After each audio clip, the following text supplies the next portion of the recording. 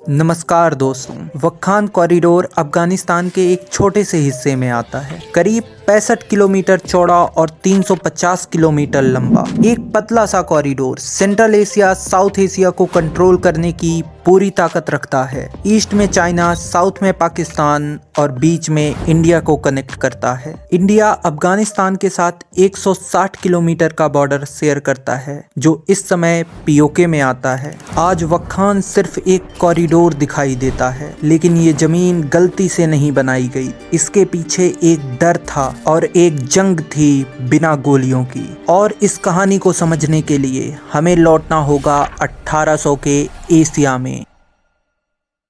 British empire और Russian empire centre Asia की तरफ बढ़ रहे थे और ब्रिटिश के लिए सबसे कीमती चीज थी the jewellers in a crown India.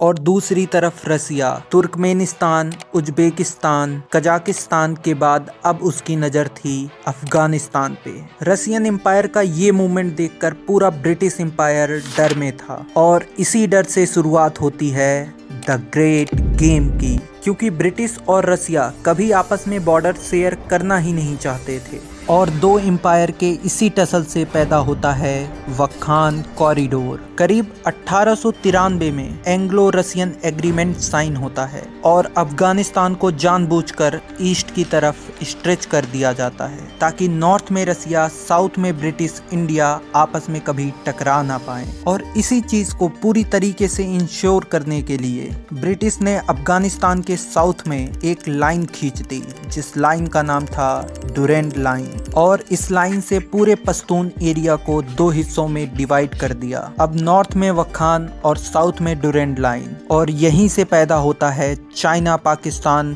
Taliban का एक strategic dream to capture central Asia trade.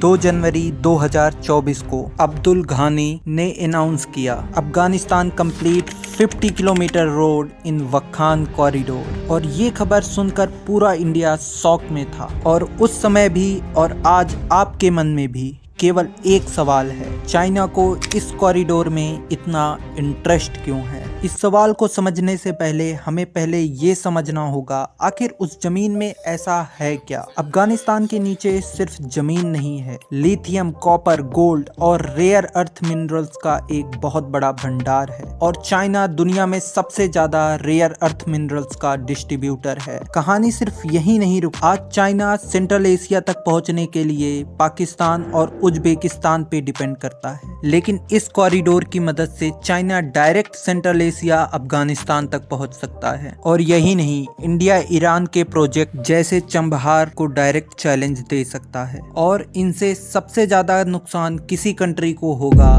तो वो है इंडिया। एक ट्रायंगल आर्च, चाइना, पाकिस्तान और तालिबान। इस आर्च का मतलब सिर्फ ट्रेड नहीं, इसका मतलब है पीओके में चाइना इंफ्रास्ट्रक्चर का परमानेंट होना। और दूसरी तरफ लद्दाख पहले से ही सेंसिटिव है। वक्खान कॉरिडोर चाइना को एक एक्स्ट्रा एज दे सकता है। करीब 2001 से लेके 2021 तक इंडिया अफगानिस्तान का मेजर डेवलपमेंट पार्टनर था। Dam, road, parliament building, scholarship. लेकिन आज ये इन्फ्लुएंस चाइना छीन रहा है और इन सारे खतरों को पनपने से पहले इंडिया को इसे खत्म करना होगा।